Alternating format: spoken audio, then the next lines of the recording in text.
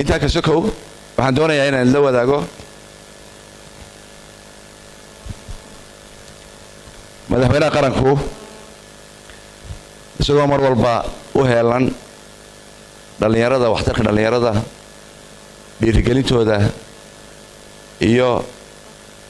gacan qabashadoodaba waxa uu bishii abriil 4teedii 2018 kal hore uu kulan la yeeshay dhalinyaro Somaliland oo la yimid halabuurku waxa weeyaan maaha tasuugaanto kaliya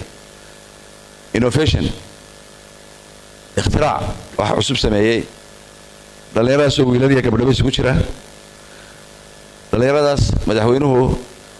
wuxuu aqoonsaday 14 dhalinyaro wuxuu aqoonsaday inay ka mid noqdaan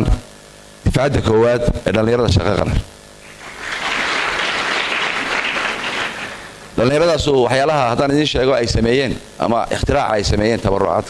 ay soo kordhiyeen iyagoo dhalinyaro oo dhaqaale haysan haddana innovationkii waxay la yimaadeen halabuurkay la yimaadeen waxa ka mid ah in la yiraahdo Saami Gabas inakaas waa aragteen dhamaantiin internetka aad u isticmaashaan waa inaka sameeyay xirfadda la yiraahdo Saami online ee hirgashay waa ninka sameeyay waa nin dhalinyaro oo daydadiina 14 dhalinyarada oo aqoonsaday